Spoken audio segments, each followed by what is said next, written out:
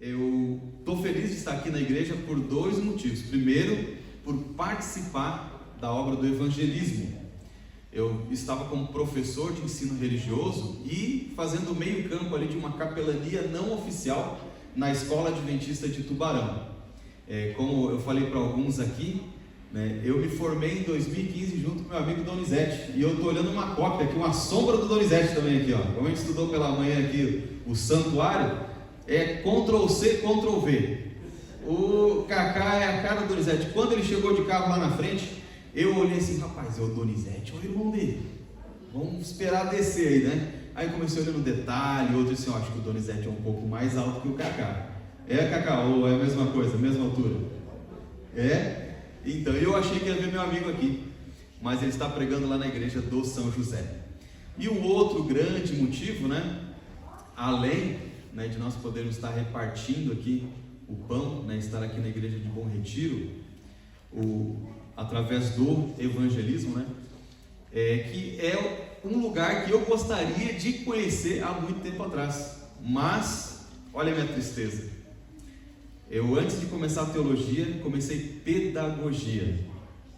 Me preparei para depois entrar no teológico, né? Terminei teologia em 2015 e dei continuidade na minha pedagogia para me formar no ano passado. Ainda tenho que entregar, né, devido ao Covid no ano passado, as aulas serem todas online, faltou os estágios que a gente pôde complementar esse ano, agora só falta entregar isso lá na Unasp. Mas era o meu sonho ter vindo aqui conhecer a escola. Eu fiquei triste quando falaram que a escola havia fechado, a escola de Bom Retiro, uma escola que tem história, né, de uma igreja, de uma cidade que tem história. Mas eu vou dizer para vocês, a gente fica triste, mas Deus está no comando de tudo, de tudo, de tudo. Se através, né, desse fechamento da escola, talvez a gente receba ali alguma orientação de Deus, algum direcionamento de Deus para que a obra avance. A gente que sabe que nada é por acaso, que todas as coisas cooperam para o bem daqueles que amam a Deus.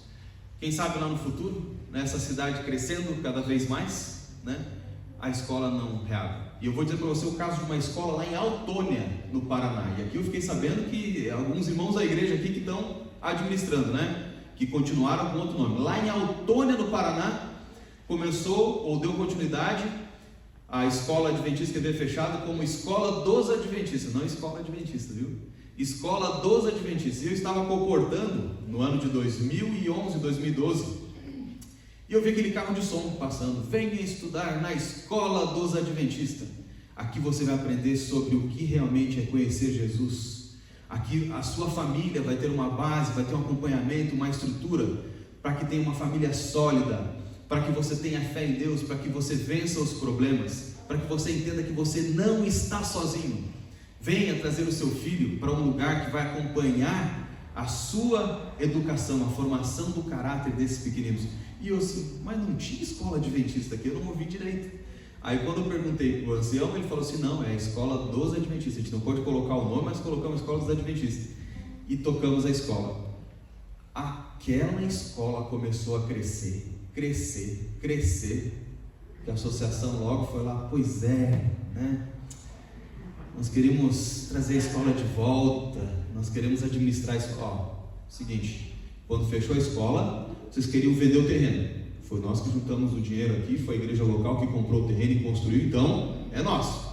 Não vai vender, vai continuar aí. E sabe lá quantos de nós aqui fizemos de sacrifício também para erguer as paredes dessa escola aqui. Então não vai vender nada. E outra, nós queremos continuar. Não, mas nós temos planos. Não, os planos são esses. Os nossos filhos que são adventistas precisam de um lugar para estudar com princípios e valores cristãos, e principalmente aqueles que a gente aprende dentro da igreja. E deu-se a continuidade ali com os princípios e os valores da igreja adventista naquela escola.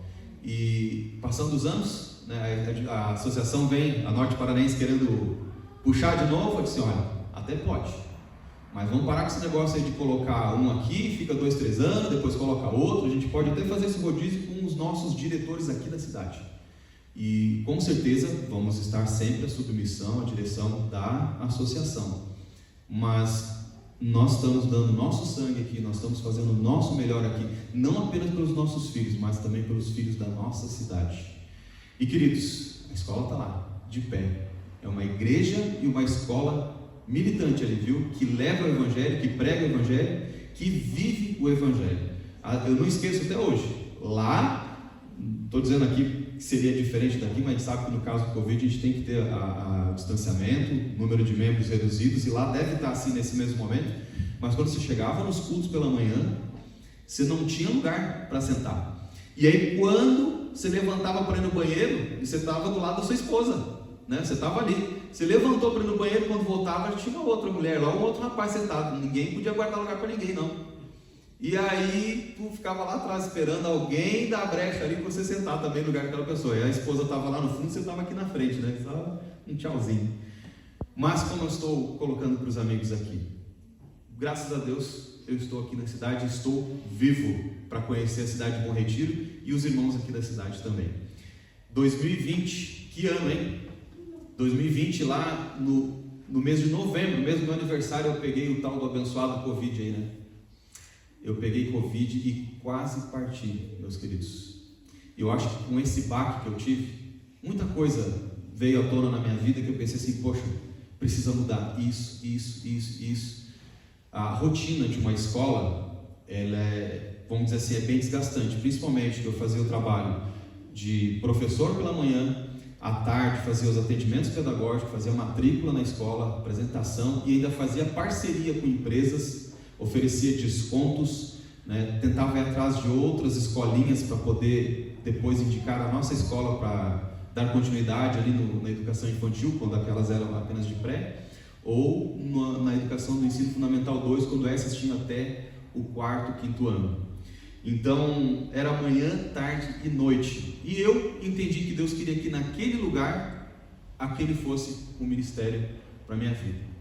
Estamos nos preparando aí, né, na expectativa no futuro aí de entrar no ministério pastoral, de nos colocarmos ali diante de Deus, se Ele quer que nós continuemos na obra da educação, e esse é o meu sonho, mas não sei quais são os sonhos dele, ou em um distrito.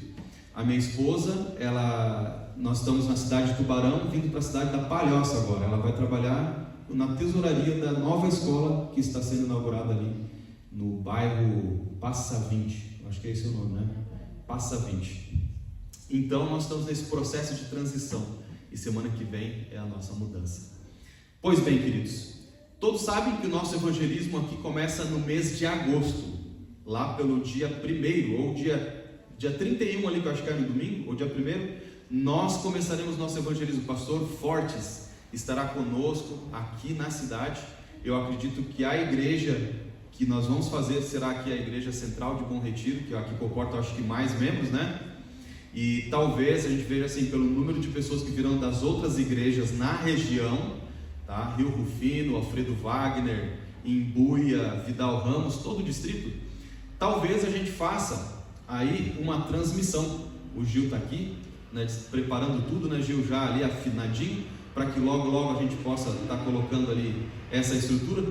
Se tiver, diante do número de pessoas que nós podemos liberar dentro da igreja ali, tudo organizado, como nós colocarmos nas salas de aula também, conversarmos, né, com o pessoal, para a gente usar a sala de aula e fazer uma transmissão ali na sala de aula, para que as pessoas possam estar aqui participando conosco, tá? Que elas possam estarem aqui ouvindo ali essa semana especial em que o pastor Fortes estará aqui com a gente.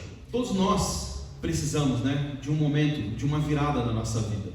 Eu acho que o ser humano, ele vive ali diante de toda a sua vida, constantes recomeços, né? Vários momentos ali onde nós pensamos, poxa, do jeito que está, não está legal, eu preciso melhorar, eu preciso mudar, preciso me aperfeiçoar. Isso nós colocamos tanto na vida pessoal, no relacionamento, muitas vezes também na vida profissional, né? Estarmos nos atualizando, senão a gente acaba ficando para trás. Mas é tão bom quando isso acontece também na vida espiritual. E eu digo para vocês que lá então, em novembro de 2020, depois de passar pelo Covid, eu nunca passei um perigo tão grande ali, né, de iminência de morte, que a gente venha querer ressignificar ali, né, toda a nossa vida, como eu estive naquele momento. Você não conseguir respirar, uma falta de ar tremenda, mas olha, eu vou dizer para vocês, era uma tossida, parece que você conseguia respirar uma tampinha só assim de oxigênio e já tossia. E aí você vai no médico e o médico diz para você o seguinte: olha, toma esses 2 remédios aqui, tá? Uma Dorflex ou uma dipirona lá e a azitromicina, e espera melhorar em casa, não sai de casa, tu é notificado agora e tu tem que ficar em casa. E naqueles dias, após ali eu ter passado por isso, eu vi assim, não estou conseguindo mais ficar em casa, eu tenho que ir de novo no médico, eu tenho que ir de novo consultar. E aí você pensa assim, poxa, ele disse para ficar em casa até melhorar, mas não estou melhorando, eu estou piorando. Eu pensei, quantas vidas não foram ceifadas por causa de uma má orientação médica? Fique em casa e espere melhorar. Isso foi uma quarta-feira, nós já não fomos à escola, eu e minha esposa. Na quinta-feira, na mesma quarta-feira fomos consultar, né, e na quinta-feira eu já comecei a ter os sintomas mais graves, porque na quarta-feira era só o paladar, né, e o olfato ali, pouca dor de cabeça. Na quinta-feira comecei já a ter uma tosse, e já tinha tomado os medicamentos. No sábado já não fui na igreja, no domingo já estava pior ainda, e aí, gente, quando chegou na segunda-feira eu não aguentei. Eu não ia ficar em casa do jeito que eu estava. Fui de novo em um outro médico, em um outro hospital, lá na cidade. E esse outro hospital, o camarada me receitou o que o outro médico havia dito que não era para ser tomado. Aí como que você vai trabalhar isso, né? Você foi lá no outro disse assim, olha, você não pode tomar, não é para tomar amoxicilina, que isso é para uma bactéria, né? E você não é um vírus, né? Uma infecção. E aí ele disse assim, olha, me receitou isso. E aí eu saio de lá daquele outro e pensei assim, e agora, o que eu vou fazer? Na mente me veio ali buscar uma pessoa que eu digo que foi um anjo que Deus colocou ali, havia feito amizade, e essa pessoa tinha um medicamento, um anticoagulante, e ele me ofereceu, desde que eu mantivesse sigilo, né? Eu tomei aquele anticoagulante durante os 4 dias e vi uma melhora na saturação e na respiração. E aí tomei junto um outro medicamento lá, que ele também me passou. Quando deu esses 4, 5 dias, eu vi que estava começando a voltar a tosse forte, e eu retornei lá no médico, no pneumologista. Aí eu busquei o especialista, não queria mais ser atendido por clínico geral. O especialista me disse o seguinte, olha, vamos fazer os exames, e dentro dos exames você estava com quase 40% do pulmão tomado pela Covid. Eu me assustei. Eu dentro daquela sala era só eu que estava tossindo e tentava respirar, segurava na parede, sentava, levantava, ia para um lado, ia para o outro, e as pessoas, tudo que também estavam lá com suspeita, tudo assim, ó. Tipo, eles estavam com suspeita. Se eles estavam com suspeita, olhavam para mim e diziam assim, nós não pegamos, vamos pegar esse cara aí. E eu lá, né, apavorado, não vi a hora, fiquei da 1 da tarde para consultar com esse pneumologista, da 1 da tarde às 6 da tarde. Pensa, a tarde mais longa da minha vida. Depois de consultar, depois de ele receitar alguns medicamentos fortes, dentro deles ali também corticoides, e continuei tomando o anticoagulante e mais alguns outros ali, depois de 3, 4 dias começou a vir a melhora. E as receitinhas da vovó, né, o vinagre com azeite esse de soja esquentado numa panela, e você passa a toalha e coloca no peito, acalmava a tosse. Únicas vezes que eu conseguia dar pequenos espaços ali de sono, tirar um sonequinho, era quando a minha esposa fazia isso.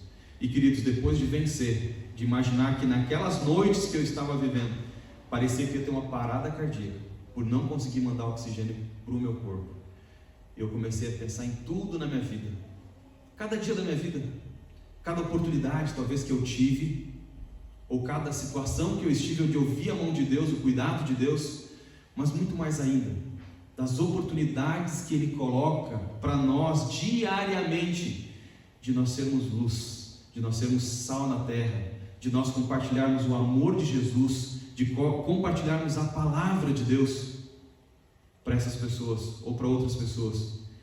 Eu comecei a pensar naquilo, eu não posso perder tempo, Jesus está voltando. Eu preciso me preparar, mas eu também tenho que preparar outras pessoas.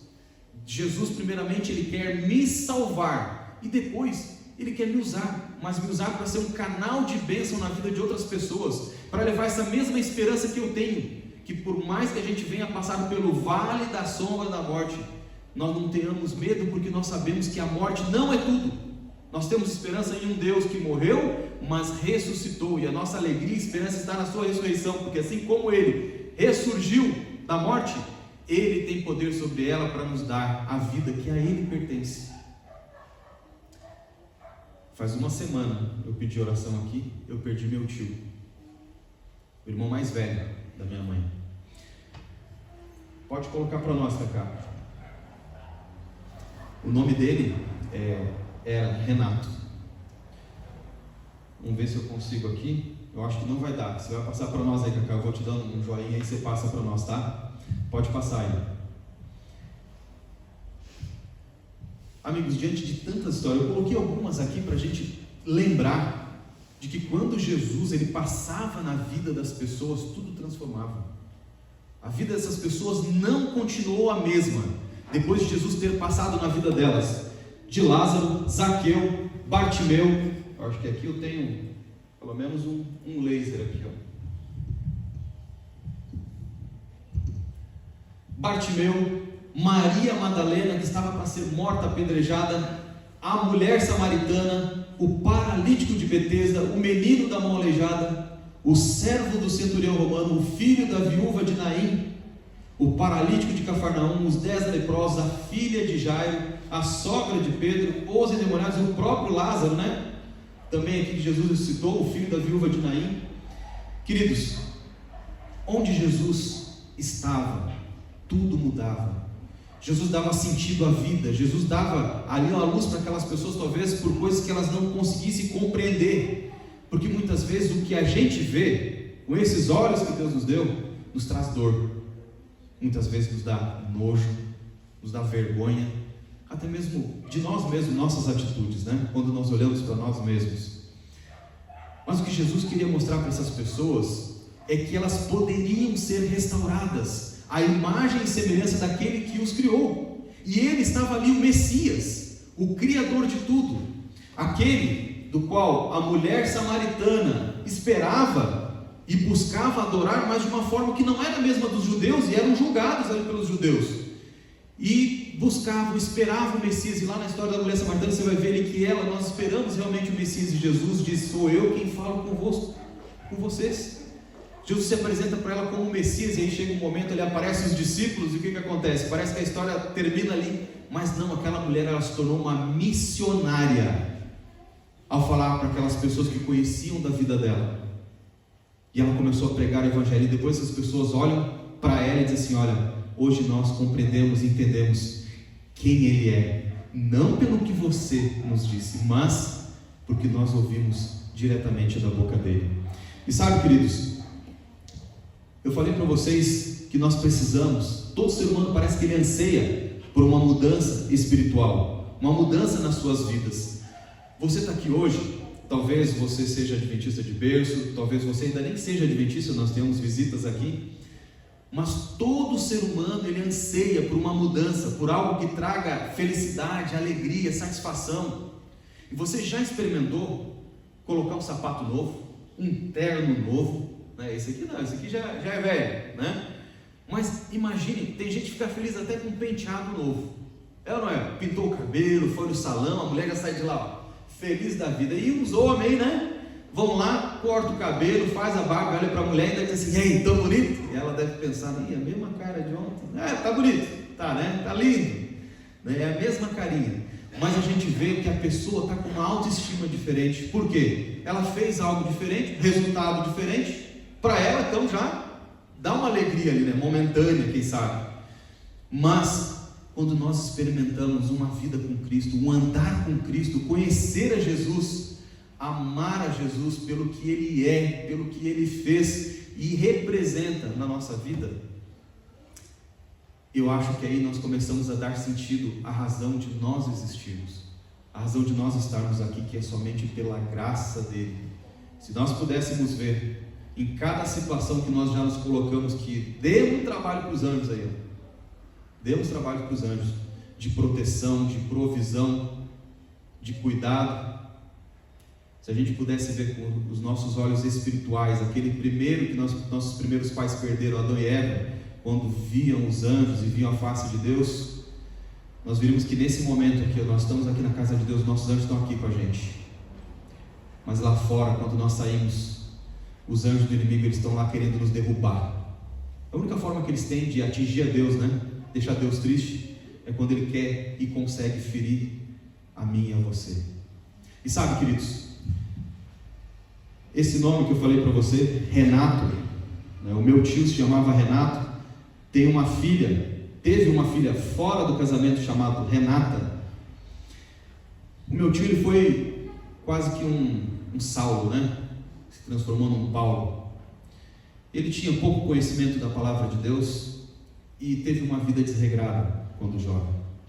E como eu falei para você, tinha filho fora do relacionamento e tinha outros 2 filhos com a esposa. Não teve uma vida lá exemplar. Mas os últimos 10 anos da vida desse tio foi tentando mudar e restaurar tudo aquilo que ele havia quebrado no passado. Ele era um batista do 7º dia. A igreja que ele frequentava era batista, mas não era batista do 7º dia, que existe essa igreja batista do 7º dia. Mas ele era um batista que guardava o sábado, que não se envolvia em coisas ilícitas, que procurava ajudar o próximo, procurava pregar para sua própria família, irmãos, assim como a minha mãe, que é adventista, fazia com ele. Então, em inúmeras situações, deu para se ver notavelmente a mudança na vida desse homem. Eu fui atrás da origem desse nome Renato, da onde que vinha, Tem alguns significados, ou tem outras pronúncias, do nome Renato. No francês ele é René ou Renaté. Pode passar aí. No russo é Renat ou Renato. Pode passar. E do latim, Renatus. O que significa o nome Renatus? E olha, eu vou dizer para vocês que essa pesquisa e esse trabalho aqui, ele foi feito como professor de ensino religioso antes do meu tio falecer, e eu tinha um sonho de poder falar para ele que o nome dele tinha esse significado. Eu quero um dia poder encontrar o meu tio no céu e lembrar ele, dizer assim: tio, eu tinha preparado algo para você lá, mas você, infelizmente lá partiu antes, mas quero estar feliz em te encontrar. Estou feliz em te encontrar, em te abraçar e louvar o nosso Jesus que propiciou e que oportunizou ali que a gente estivesse aqui hoje juntos, vivendo essa eternidade. Eu sonho com isso e tenho plena certeza de que Deus preparou ele para isso. Que antes dele ser entubado, ele pediu para ser entubado.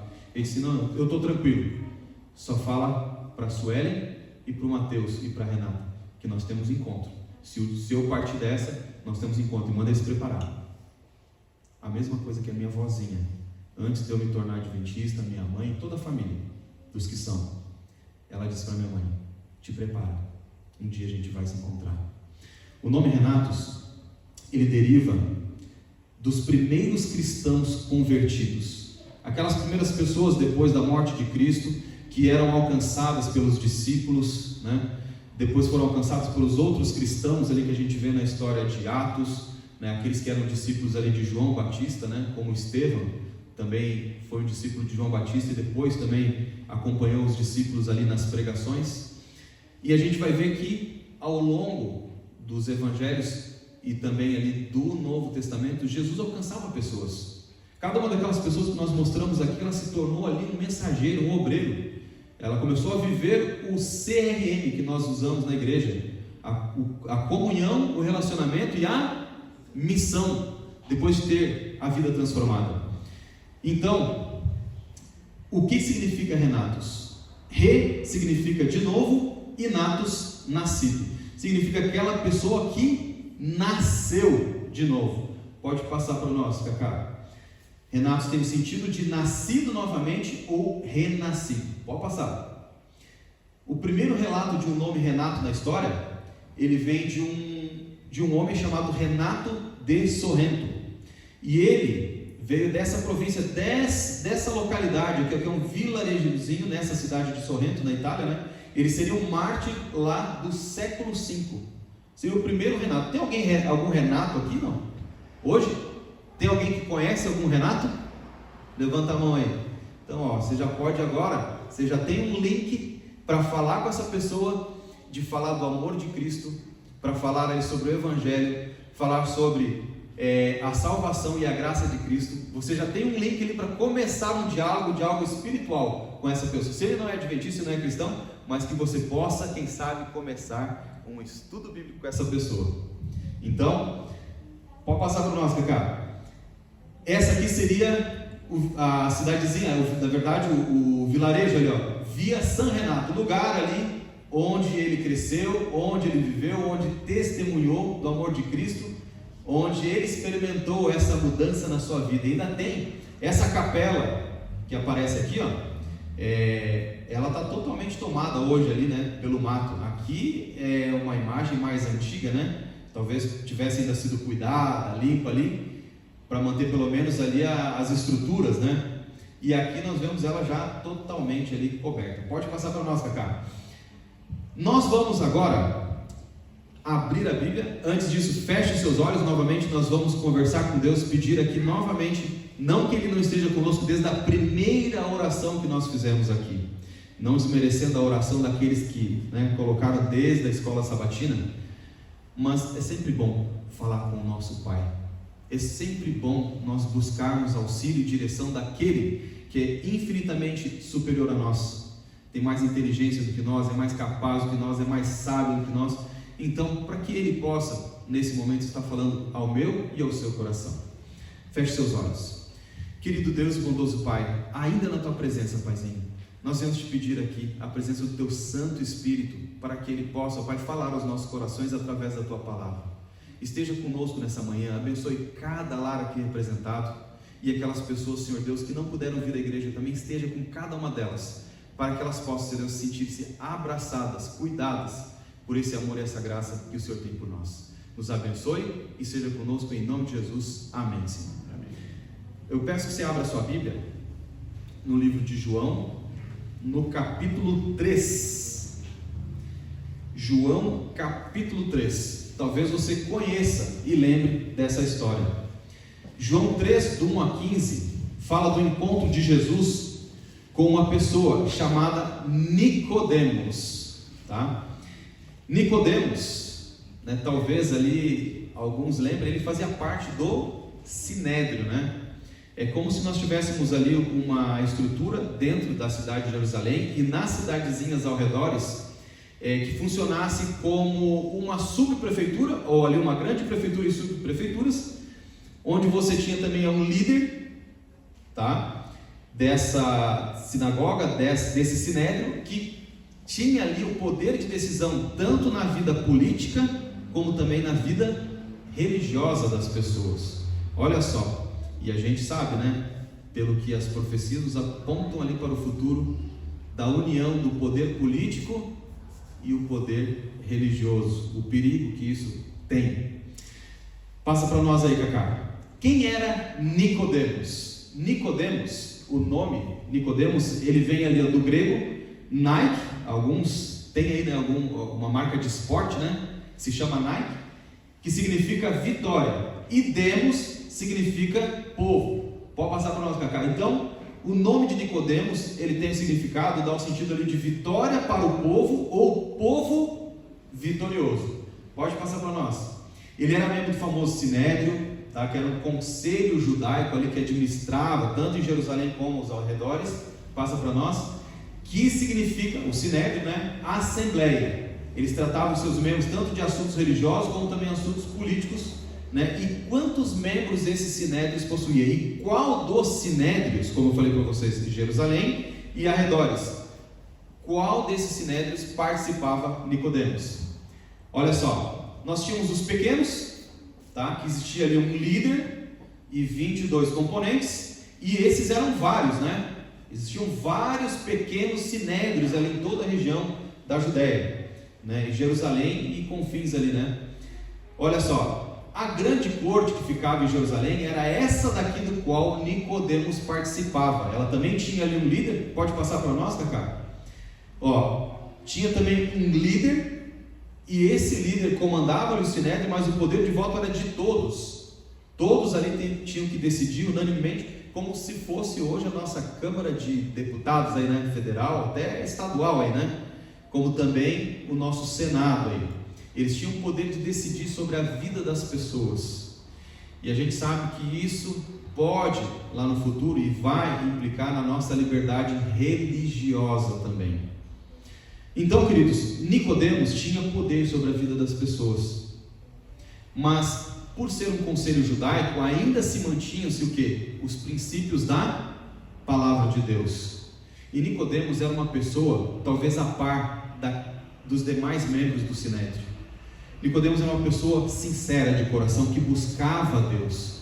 E ao ficar sabendo de que naquele local, que naquela região, né, tinha alguém que estava fazendo milagres, alguém que estava se apresentando como Messias, aquele que viria, você acha que Nicodemos não começou a lembrar de alguns textos bíblicos? Não começou a lembrar de Miqueias, sobre a cidade de Belém? Dizem que Jesus nasceu lá em Belém, pois é, mas viveu em Nazaré. Olha, é um dos relatos. Salmos também fala de vários deles. Mas, ao mesmo tempo, ele começou a lembrar, poxa, talvez aquele versículo de Isaías 53, né, então, também possa ser ele. Mas, talvez não tivesse ainda se apresentado, porque Jesus ainda não estava sendo levado a ser morto. Mas olha só, pode passar para nós, Cacá. O que Nicodemos realmente ele estava precisando? Passa mais um para nós. O livro Desejado de Todas as Nações, ele fala: não é tanto de conhecimento teórico que precisas, mas de regeneração espiritual. Não necessitas satisfazer a tua curiosidade, mas ter um novo coração. O relato, se você acompanhar junto comigo aqui, capítulo 3 ali de João, fala que havia entre os fariseus um homem chamado Nicodemos, um dos principais dos judeus. Lembra da principal sinagoga, da maior das sinagogas? Este de noite foi ter com Jesus e lhe disse: Rabi, sabemos que és mestre vindo da parte de Deus, porque ninguém pode fazer estes sinais que tu fazes se Deus não estiver com ele. Ele estava vendo em Jesus, estava reconhecendo em Jesus que algo sobrenatural estava sobre aquela pessoa. E olha que Jesus fala para ele, olha, a isso respondeu Jesus: em verdade te digo que se alguém não nascer de novo, não pode ver o reino de Deus. Nicodemos, o que você acredita que Nicodemos fosse? Uma pessoa convertida ou uma pessoa convencida? O que você acredita que Nicodemos era?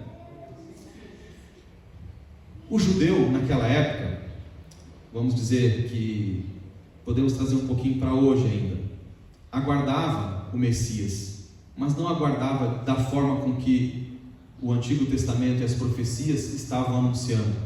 Eles esperavam o Messias vindo num cavalo de fogo, destruindo tudo e todos que não fossem judeus, tá? Que não fossem da linhagem judaica, e que ele viesse e desse o poder para essas pessoas, e essas pessoas seriam líderes em suas cidades, regiões. Seria restaurada a terra também, mas da forma com que eles achavam. Eles não esperavam que Jesus viesse de uma mulher, para que pudesse se identificar com as nossas dores. Enquanto o Cacá passava hoje a lição, que foi uma aula de teologia, que o Cacá passou para nós hoje aqui, e eu achei importante você trabalhar ali como era a funcionalidade do sistema do santuário, para nós lembrarmos de muita coisa que você falava ali. Eu disse: rapaz, eu não lembro isso daí não lembro. Parabéns pela sua dedicação e envolvimento. Isso nos faz lembrar que Deus já preparou tudo desde a fundação desse mundo, antes desse mundo. Nós lembramos que em Gênesis fala que um cordeirinho, que um animal foi morto, né? Mas não falava no que, mas lá em Apocalipse falava que quem? Que Jesus era o cordeiro que foi morto antes da fundação desse mundo, desde o princípio, não, desde a fundação desse mundo. Então nós podemos ver que a Bíblia nos trabalha a linguagem implícita e a explícita. A explícita, lá em Gênesis, se tivesse dito que aqui quem vai morrer vai ser o cordeirinho que vai representar Jesus, que vai vir lá na frente, o Messias. Não dizia.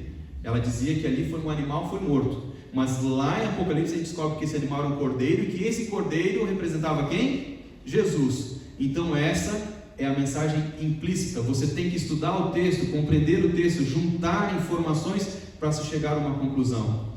E todo esse preparo que que Deus deixou através do santuário, você fica pensando assim, poxa, como eles não conseguiram interpretar isso? Como eles não conseguiram ver de que Jesus, ele é esse o servo sofredor, aquele que deveria de nascer como um ser humano, como em Hebreus 3, os últimos versículos antes de Hebreus 4, fala que ele tinha que se identificar conosco, para que pudesse ser sacerdote mediador entre nós e Deus, que era o papel que o sacerdote fazia. Ele ia lá no povo e recebia ali, olha, eu pequei, fiz isso, fiz aquilo, mas lá está aqui, o meu animalzinho para fazer o sacrifício, que envolvia desde cabritinhos, ovelhas, pombinhas, como Levíticos explica para nós. As pessoas mais humildes que não tinham condições tinham que ofertar alguma coisa, aí tinha até a pombinha que podia ser feito. E aí essas pessoas levavam o sacerdote chegava lá diante do santuário, apresentava diante de Deus, Senhor, eles estão pedindo perdão pelos seus pecados, e depois ele vinha também de dentro do santuário e chegava para essas pessoas e disse assim, olha, não façam mais isso, observe os mandamentos de Deus, os estatutos de Moisés para conviver em sociedade, em comunidade, e lembre-se que a lei de Deus, ela rege o seu povo para que a gente possa ter um relacionamento íntimo com Ele, para que não venha cair em adoração a ídolos, imagens, culturas, e fazer outras coisas que nos frustrem, porque não existe outro Deus que não o nosso Deus Criador. Isso estava nos mostrando ali nos primeiros mandamentos, e os demais para o convívio em sociedade. Mas se os judeus tivessem observado estes detalhes, não estivesse naquele momento que Jesus estava ali com eles, pensando muito mais ainda numa religiosidade de fachada e as vantagens que isso traria, porque quando Jesus chegou lá, o que estavam fazendo na frente dali do santuário, na frente do tabernáculo ali? Fizeram da casa do meu pai um comércio. E o que Jesus fez? Jesus derrubou tudo.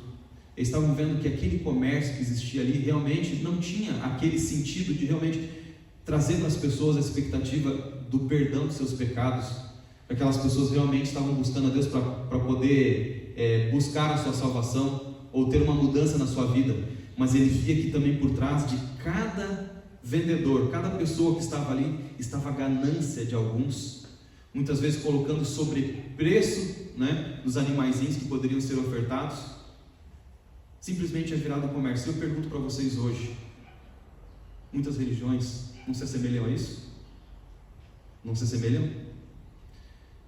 Eu me orgulho de fazer parte dessa igreja, porque eu vou dizer para você, lá no passado, a gente começa a comparar as igrejas, e eu comecei a comparar a igreja adventista a outras igrejas, comecei a pensar, não, a igreja também ela recolhe dízimos, recolhe ofertas também, e o que diferencia ela das outras?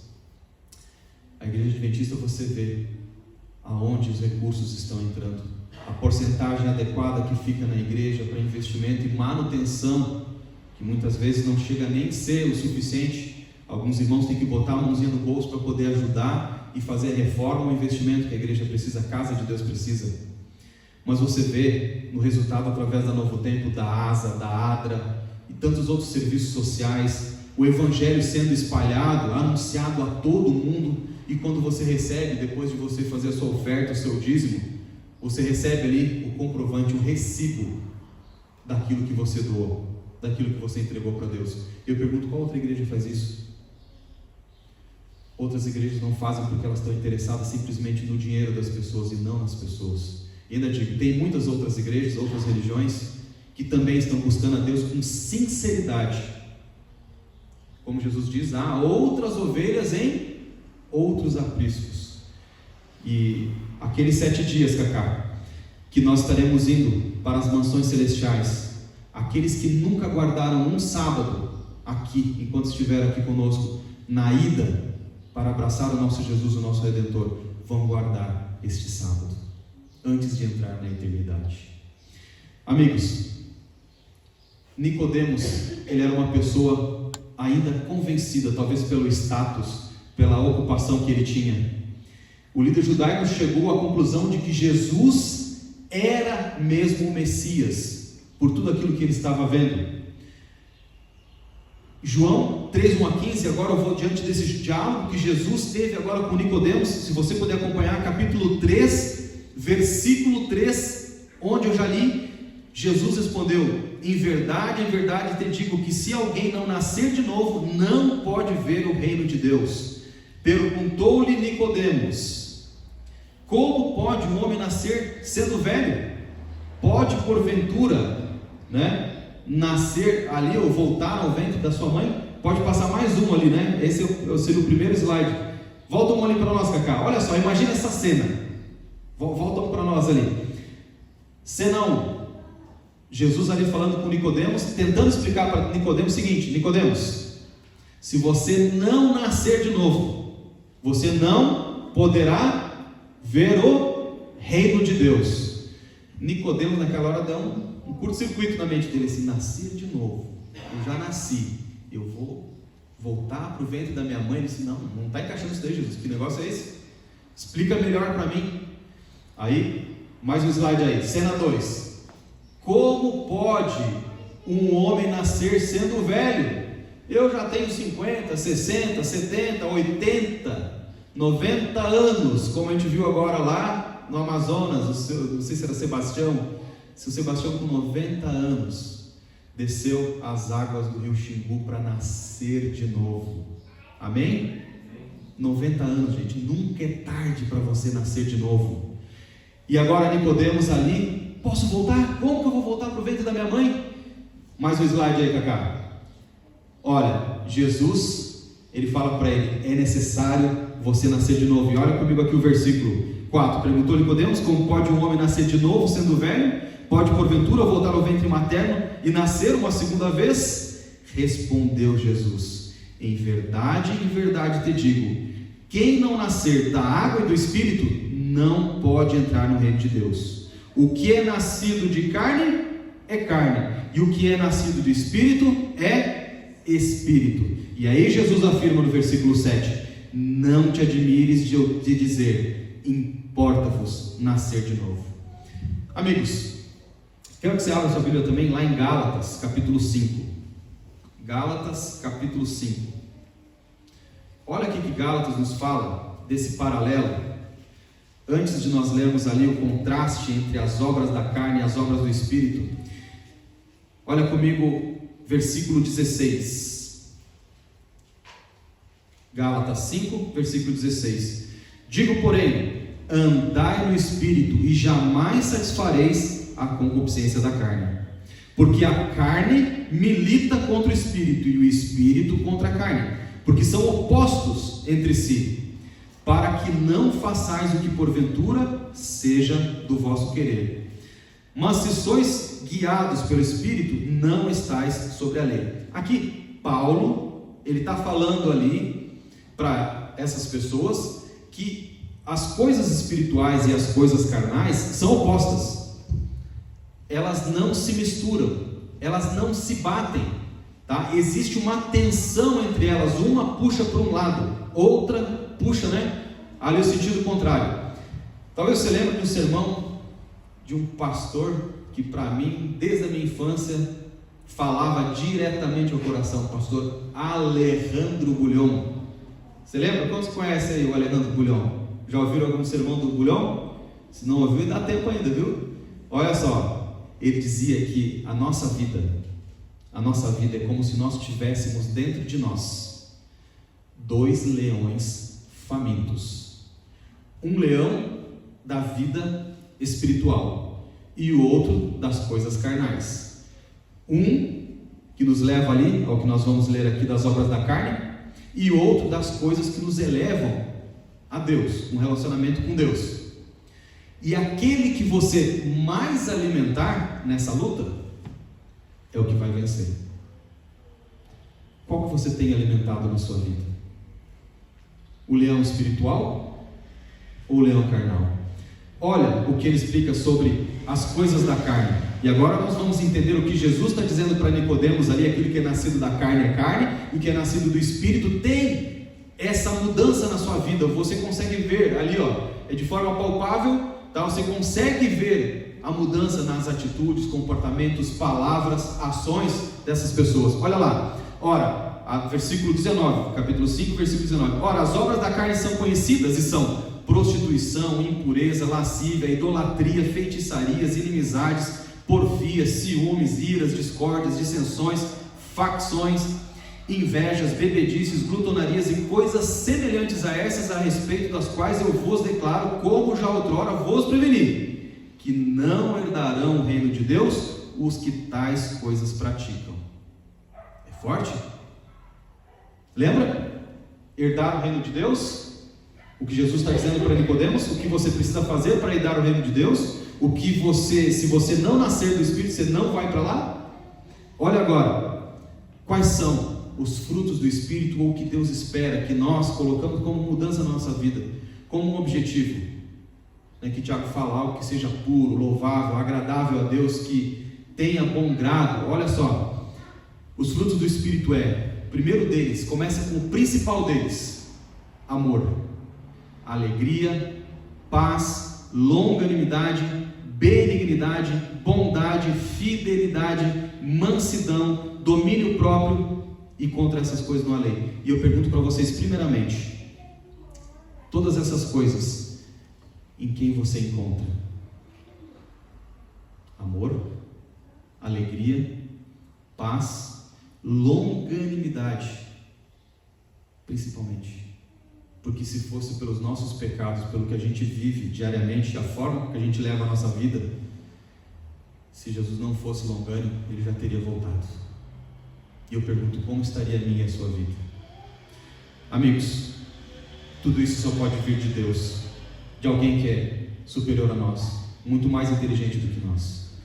Agostinho de Hipona, alguns diziam ser Santo Agostinho, que ele mesmo dizia, eu de santo não tenho nada, também necessito da graça de Deus. Ele dizia que o ser humano, ele tem um vazio no seu coração do tamanho do universo, que só pode ser preenchido por alguém do tamanho dele. E quem sabe que você vê, que você sabe que é maior do que tudo que esses olhos podem ver, é o nosso Criador, que sustenta o nosso planeta como se fosse uma bolinha de gude, a bolita lá que a gente joga, pequenininho em suas mãos. É o nosso Deus, aquele que nos fez, mesmo sabendo que esse mundo entraria em pecado, ainda nos fez, porque nos amou antes de nos formar. Pode passar para nós, Cacá. A grande transformação na vida de Nicodemos, ela veio porque agora ele muda de uma pessoa que era convencida a uma pessoa convertida, porque acredita que precisa urgentemente, diariamente, viver essa graça e essa transformação, alimentar-se de manhã cedo, através da oração, do estudo da Bíblia, da lição, com as coisas espirituais. E meu irmão, não importa como vai ser o seu dia, pode cair chuva de pedra, canivete, como alguns dizem aí, você vai deitar a sua cabeça no travesseiro à noite e vai dormir em paz, porque é essa paz que Jesus promete para cada um de nós, aquela que excede todo o entendimento humano, quando você tem uma vida espiritual ativa, que envolve o seu relacionamento, a sua comunhão na igreja e também a missão. E é isso que eu quero finalizar hoje com vocês. Missão. Como que é o coração de uma pessoa agradecida? A próxima história lá que a gente poderia dar continuidade, no capítulo 4 ali de João, nós lemos o capítulo 3 da história de Nicodemos, é da mulher samaritana. E como eu falei para vocês, Jesus foi ao encontro dessa mulher na pior hora do dia e teve encontro com ela, porque ele sabia da vida dela como estava. Uma vida sem gosto, sem sal, sem luz, de acusações, de vergonha, de pecado. Ela era pecadora, eu e você somos pecadores, e Jesus foi ao encontro dela, sabendo que ela teve vários relacionamentos. A Bíblia não fala se ela teve filhos, cada um dos relacionamentos que ela teve, mas que ela também estava num relacionamento que o camarada não era esposo dela. Mas Jesus, ao conduzir as palavras para ela, lá nos versículos, capítulo 4, versículo 16, 17 e 18, em nenhum momento você viu Jesus acusando ela, mas mostrando que conhecia a vida dela, e mostra que conhece a minha e a sua vida, e deseja fazer uma transformação, mas essa transformação ela vai ter que seguir a comunhão, o relacionamento, e em seguida a missão. Nós somos salvos pela graça, você não precisa fazer nada por isso, Mas eu quero perguntar para você se um coração agradecido a Jesus, um coração grato pelo que Ele fez por nós na cruz do Calvário, pela propiciação que Ele fez por nós, o que um coração grato faz? Um pai, quando dá um presente para um filho, né, você vai ver assim, você deu um presente para o filho perguntando: pai, é uma bicicleta, pai? É uma bicicleta, pai? Você não dá uma bicicleta de aniversário? Pai, meu sonho é ter uma bicicleta. No coleguinho tem bicicleta, outro tem bicicleta, outro também tem. E o pai diz assim: olha, o pai vai fazer um esforço, viu? Prometo dar a bicicleta para você, mas você tem que se comportar, você precisa, né, fazer os seus estudos, se esforçar na escola, e o pai vai fazer de tudo para te dar a tua bicicleta, tá? Mas tem que esperar o momento certo, a hora certa ali também. Mas vem cá, dá um abraço no pai. Você ama o pai? Aí com certeza vai dizer assim: eu te amo, você é a pessoa mais importante da minha vida. E aí, esse pai, tendo esse relacionamento com esse filho, esse carinho, essa amizade, pergunto para você: ele vai medir esforços para comprar essa bicicleta para esse filho ou não?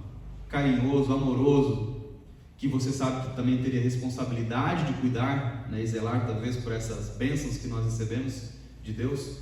Esse é o nosso relacionamento com Deus. Ele é o nosso Pai, nós pedimos as bênçãos dele, nós queremos as bênçãos dele, e aí olha só, esse Pai nos dá os presentes que nós queremos, e como nós colocamos diante de Deus, nós agradecemos a Ele. Senhor, muito obrigado. Oh Pai, muito obrigado por essa bicicleta, Pai.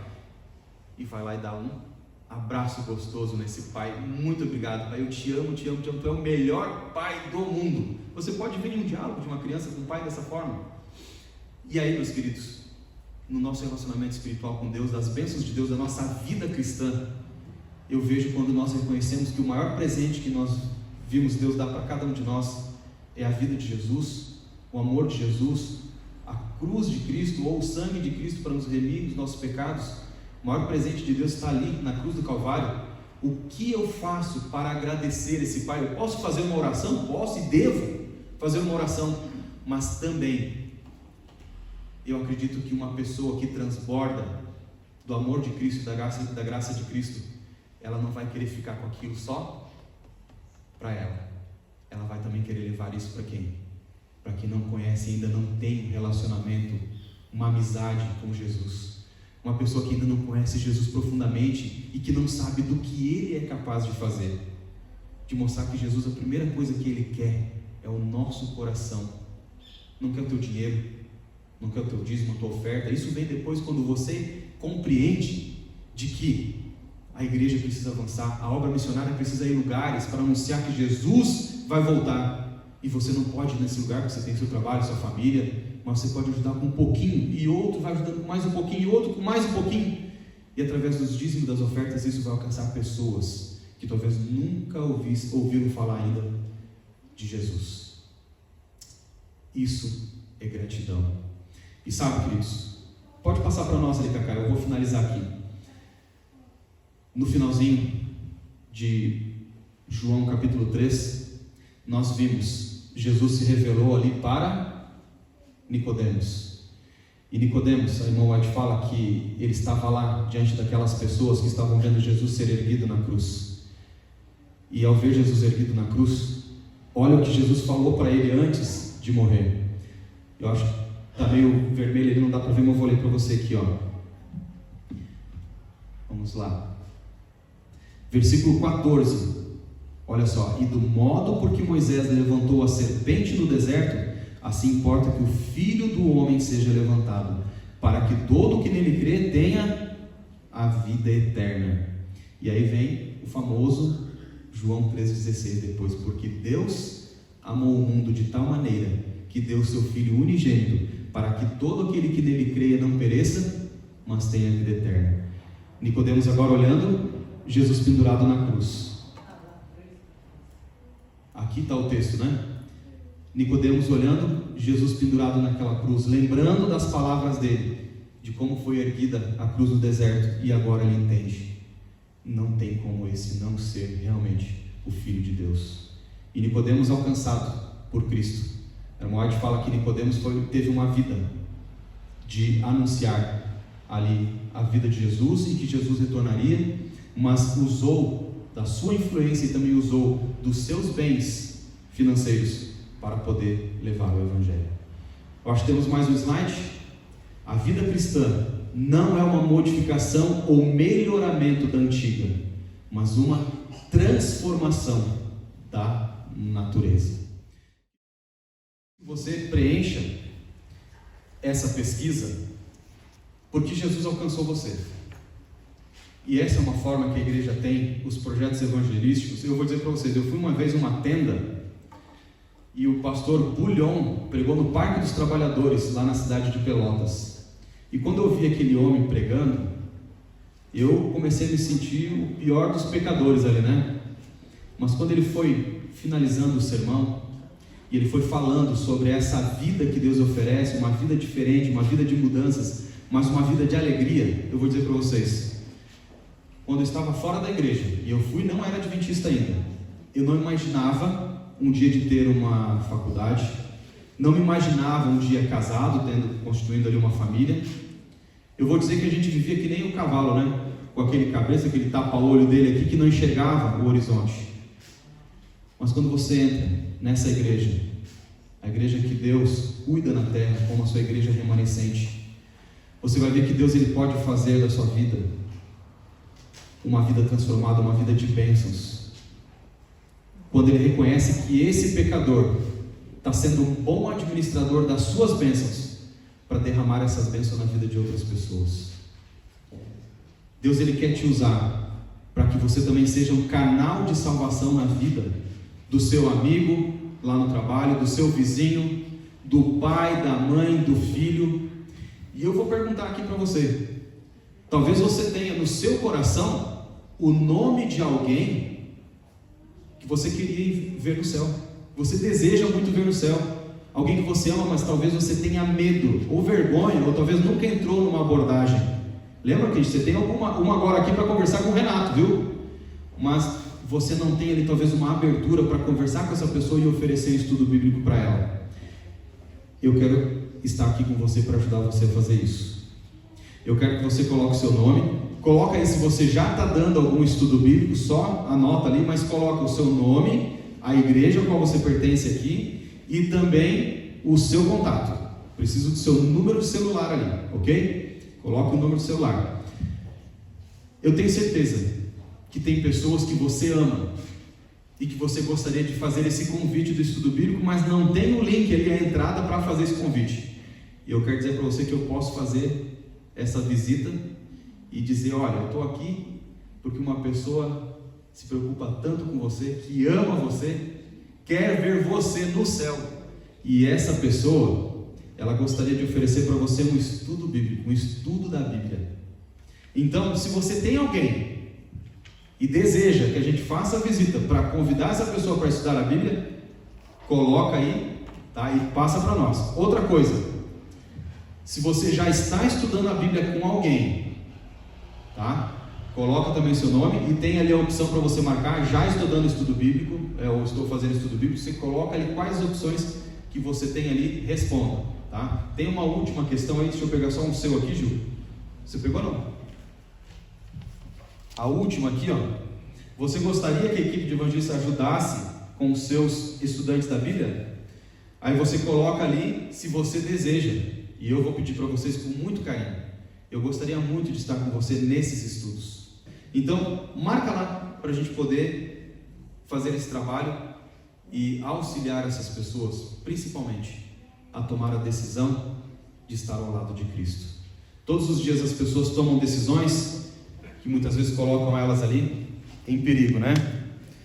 Mas todos os dias nós podemos decidir em selar a nossa vida com o nosso Salvador.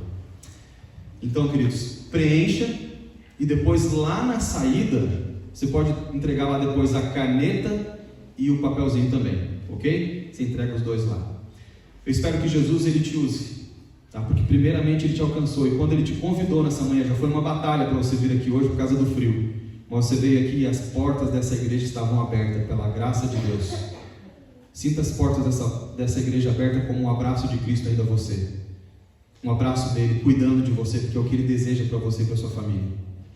Mas também entregue, leve esse abraço também às outras pessoas que nesse momento talvez não tenham esperança, talvez a sua vida não tenha mais sentido e muitas delas às vezes tentam acabar com essa dor tirando a própria vida. Então, queridos, seja um canal de bênção na vida dessas pessoas.